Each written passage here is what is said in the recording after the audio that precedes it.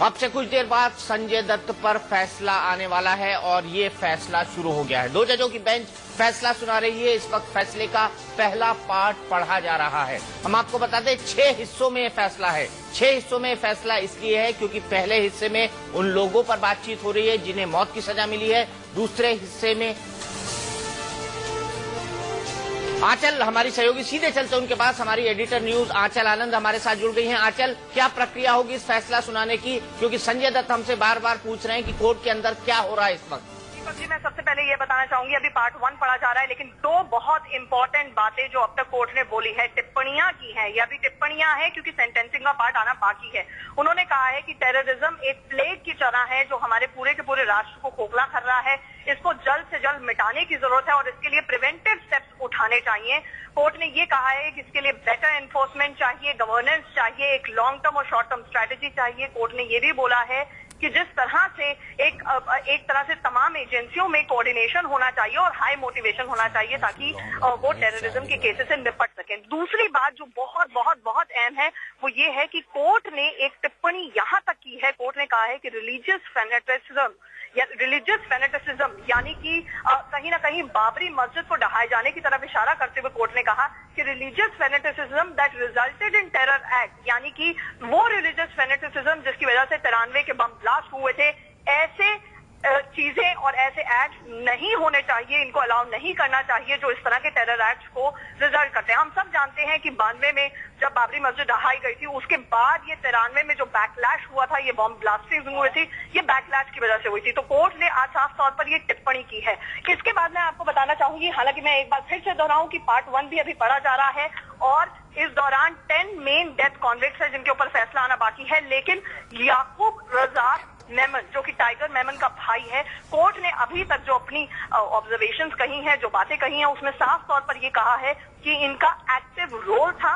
Court ने ये कहा है कि चाहे वो फाइनेंसेस को मुहैया कराना था, पासपोर्ट को मुहैया कराना था और जितने भी कॉन्स्पिरेसी से जुड़े हुए मीटिंग्स थी उसमें ये एक्टिवली पार्टिसिपेट कर रहा था। कोर्ट ने ये बातें कही हैं।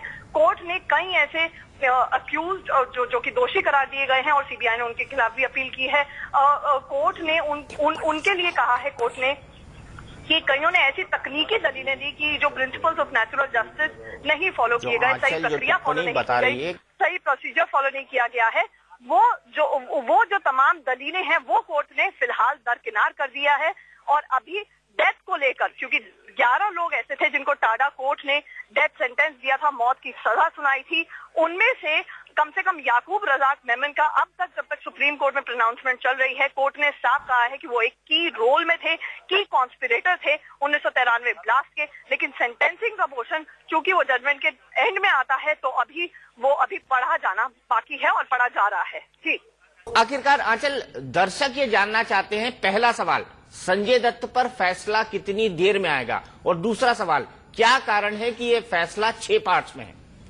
क्या माफ कीजिएगा, आप अपना क्या कारण है कि ये फैसला 6 पार्ट्स में है? जी, देखिए, बहुत कॉम्प्लिकेटेड, हजारों पन्नों का तो एविडेंस और हजारों पन्नों की यहाँ पे जजमेंट्स थी। यहाँ पे ये देखना होगा कि जब टाडा कोर्ट ने अपना फैसला सुनाया, उस फैसले के खिलाफ जब सुप्रीम कोर्ट में अपील आई तो वो 128 अपील थी। 100 लोगों को कन्विक्ट किया था, दोषी करार दिया था टाडा कोर्ट ने, लेकिन 128 अपील थी। वो इसलिए थी क्योंकि कईयों की इन्हांसमेंट के लिए सीबीआई यहाँ पर आई और जितने भी कन्विक्टेड लोग थे, दोषी करार दिए गए लोग थे, वो अपने फैसले को चुनौती देने के लिए सुप्रीम कोर्ट आए। तो जाहिर तौर पर बहुत ही कॉम्प्लिकेटेड है। उसको अगर पार्ट में डिवाइड करके डील नहीं किया जाए, यानी कि किनको कम सजा मिली है जो सिर्फ आर्म एक्ट के तहत है या फिर जो लाइफ सेंटेंस के तहत है, जो डेथ कॉन्विक्ट के तहत है, तो अपने आप में, क्योंकि हर एक का, जब एक बड़े षड्यंत्र की बात करते हैं, कॉन्स्पिरेसी की बात करते हैं, तो हर एक का रोल होता है और हर एक का रोल जरूरी नहीं किसी का आर्म की प्रोक्योरमेंट में सिर्फ रोल हो सकता है। उसको ये जानकारी नहीं होगी कि भाई 93 के बम ब्लास्ट भी होने, वो सिर्फ आर्म्स प्रोक्योर कर रहा था। और कोई ऐसा शख्स होता है जिसको पूरा पता होता है कि जी कॉन्स्पिरेसी करनी है और 93 के बम ब्लास्ट करने थे।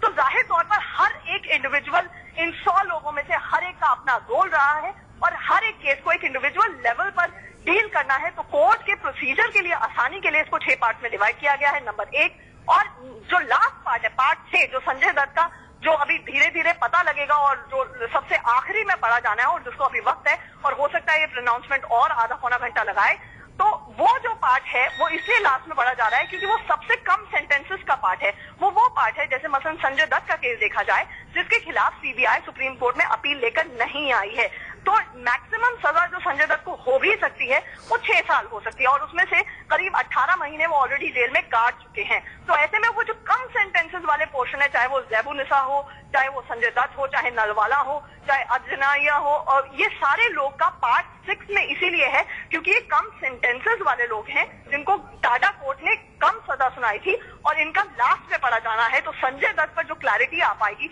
वो बिल्कुल अंत में ही आ पाएगी। जी, संजय दत्त पर क्लैरिटी अंत में आएगी। फर्स्ट पार्ट अभी तक पूरा नहीं हुआ है, इस हिसाब से छठा पार्ट तक पहुंचने में लंच के बाद तक का वक्त भी लग सकता है। एक अनुमान लगा रहे हैं आंचल, क्योंकि साफ तौर पर मैं, आप, अवधेश भाई, मनीष भाई, कोई कुछ नहीं कह सकता। लंच के बाद तक तो नहीं, लेकिन जितने पन्ने मैंने देखे हैं मैं ये जरूर कहना चाहूंगी कि ओबीसी जजमेंट में बहुत पन्ने थे, ये ओबीसी जजमेंट से ज्यादा ही पन्ने होंगे और जिस हिसाब से हम देख रहे थे करीब 2-3 हजार पन्ने तो होंगे ही, करीब 2,500 पन्नों के करीब ये पूरा का पूरा फैसला है।